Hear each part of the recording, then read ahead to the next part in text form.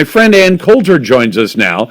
And I have to tell you something. This column you wrote on Trump and whether or not we're giving away too much. I'm with you, and I told my audience a long time ago when I endorsed Trump that when I disagreed with him, I would be happy to tell them about my disagreement with him. This column you wrote where you point out two major things. First, and I like the fact that you point out, if Donald Trump in the middle of the impeachment trial had started saying, we got to shut down flights from China, people would have said, oh, he's just trying to distract. No, more than that. They wanted him to shut down the entire country without a single death. Okay, everybody, a viral pandemic is coming.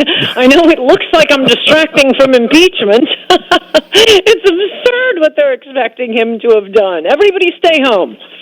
Can you imagine, you and I have been doing this long enough. You go back to, let me compare it to George W. Bush. Remember the whole hoo-ha about, didn't Condoleezza Rice tell you in August of 2001 that some terrorists somewhere on the globe were planning to do something that might involve airplanes against the United States? Now, if George Bush had heard that and said, you know what? We should vastly upgrade airport security. Let's take it to what we now consider to be regular airport security in 2020. If he had done that in August and early September of 2001, people would have done the same thing. What is this president going to this? We got TSA, we got scanners. You got to take your shoes off. You can't carry a pocket knife on an airplane. Why in the world are we doing this? And if 9/11 had never happened because of that, they'd have said, yeah, well, he forced us to do all this crazy stuff for no good reason, right? But after 9/11, everybody said, yeah, clamp down on security right now. Well, I still think they're going too far. But yes, the famous, that is a good callback, that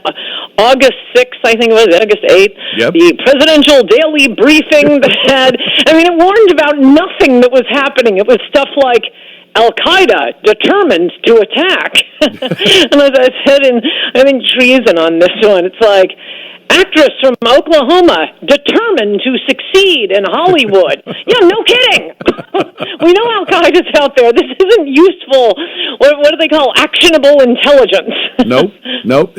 But the second point that you get to is that when you say, he's really gone very easy saying we love H-1B workers. We love having smart Chinese kids come in and take the jobs that otherwise would have gone to smart American kids. I don't like those policies either, and I don't think we should be doing. I don't think the president should be pushing them. No, and the crazy thing, and this is why you have to read Ann Coulter, is it's like this column and so much of what I say about Trump, it's like a microcosm of my last book, Resistance is Futile. There's plenty to attack Trump for. In fact, it all falls under the same category, not keeping campaign promises. But the media never attack him for the stuff he deserves to be attacked for.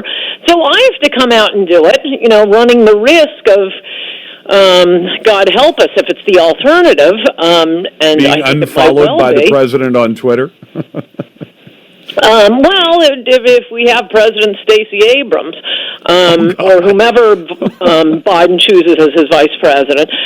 But yeah, he was really tough on China during the campaign. I think I'm not the only person who remembers him going on and on about China, and they've been raping us, and our leaders are too stupid to deal with it. I'm going to impose tariffs. We're going to get some of that money back. Tariffs on Chinese goods. He was attacked right and left. So he's bringing manufacturing home.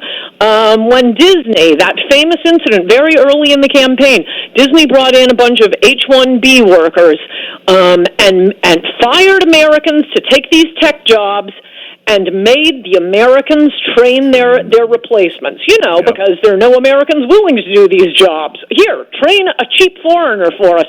Trump was the only one who made a huge big deal about that.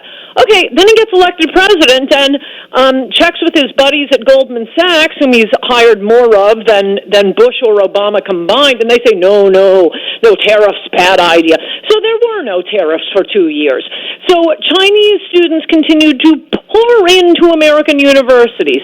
The H-1B visas, just 2 years ago, I quoted that tweet, how, yes, it's going to be great for you H-1B workers, and including a path to citizenship. I just love these smart people coming in, taking jobs Americans could have done, should have done, but you might have to pay them $3 more.